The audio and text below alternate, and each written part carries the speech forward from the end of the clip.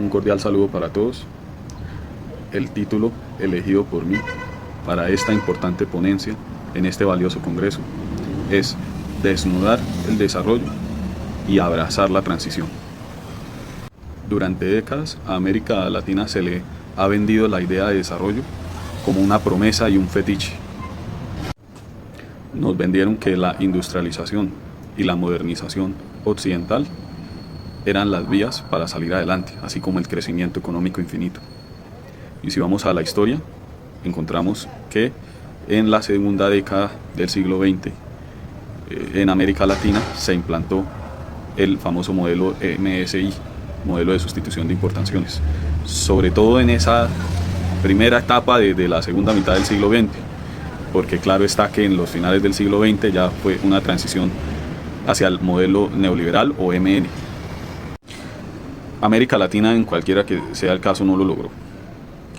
Le apostó luego a este modelo MN neoliberal, en donde competía con potencias muy poderosas, campeones en productividad y competitividad, y que desde luego ellas con esos tratados de libre comercio acababan quebrando a las industrias locales y a muchos trabajadores.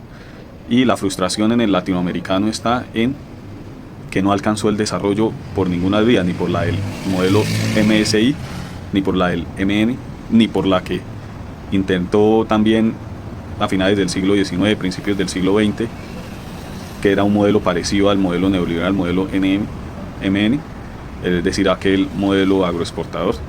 De ese se pasó al MSI, y la frustración está en que no se alcanzó el desarrollo, y esa es la conclusión para Latinoamérica. Pero entonces la propuesta de la crítica alternativa al desarrollo está en que ese concepto de desarrollo es la trampa, y que si bien hubo fracaso en alcanzarlo, claro está que el concepto como tal es una trampa.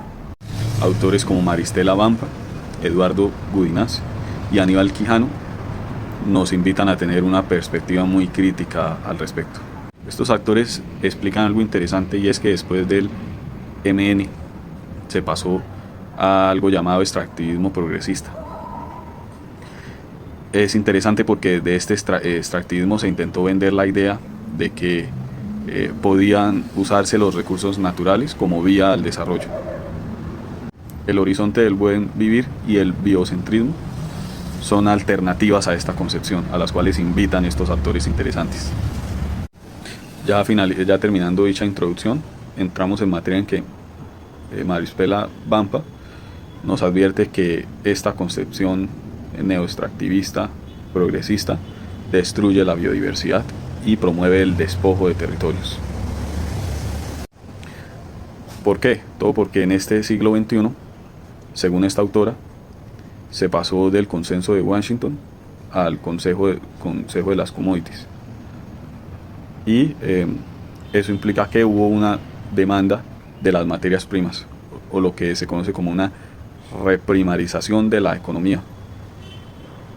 Como primera ideología está el neodesarrollismo neoliberal, el cual ve a la naturaleza como una mercancía inagotable, y en donde el mercado está como amo de la naturaleza. Y entonces esta autora progresista critica muchísimo el neodesarrollismo extractivista o el progresismo extractivista, porque dice esta autora que lo que genera es en realidad una ilusión desarrollista, que supuestamente podríamos acortar la brecha con las superpotencias a través del provecho de los recursos naturales para alcanzar el desarrollo. Crece así un largo debate, porque hay teorías contrarias a estas que dirían que los recursos naturales pueden ser un medio para alcanzar el desarrollo,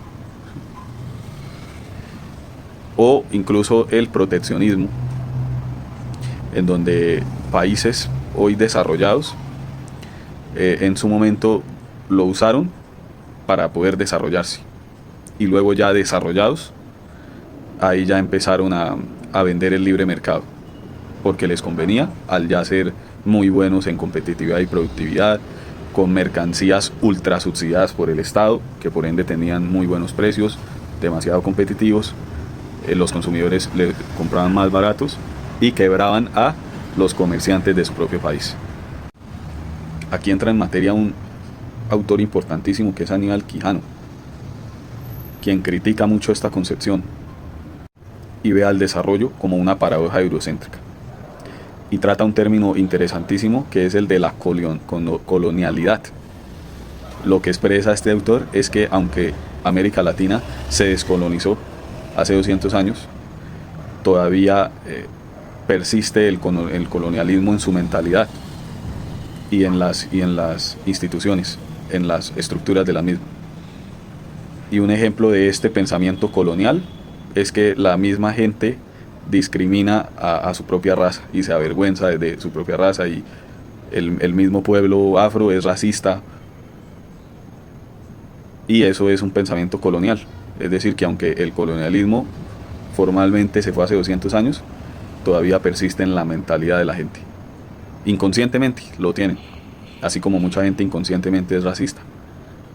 Aníbal Quijano la crítica la hace hacia ese carácter explotativo, porque todo conlleva hacia la crítica hacia la explotación de los recursos naturales, y que eso viene de la colonialidad.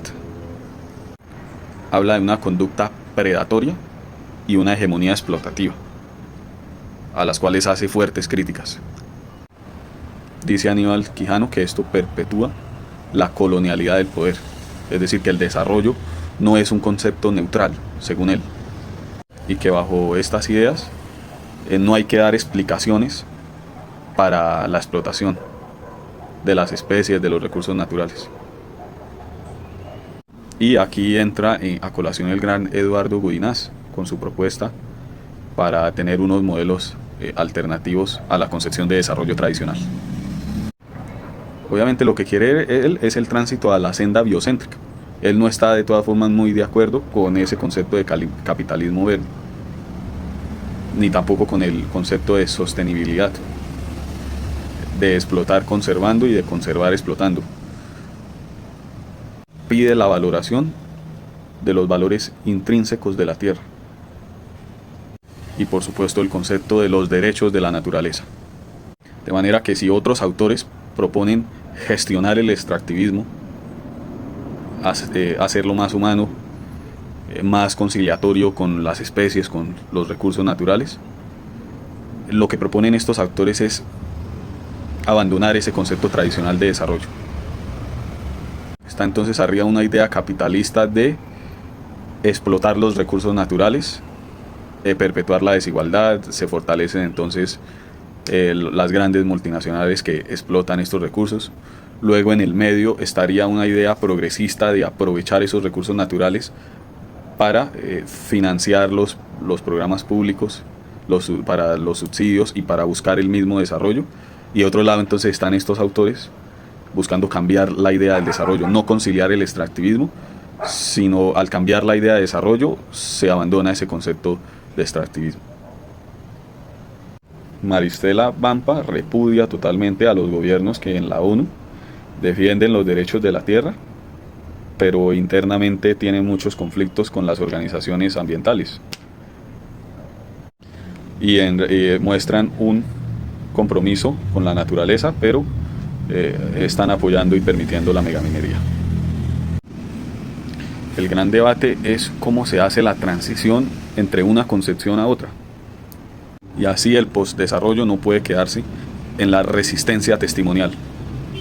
Por ende, la propuesta ecológica debe ofrecer un horizonte de deseabilidad que sea alternativo, viable y culturalmente seductor. Y el reto es grande, ya que el éxito se ha mercantilizado bajo el formato de consumismo occidental.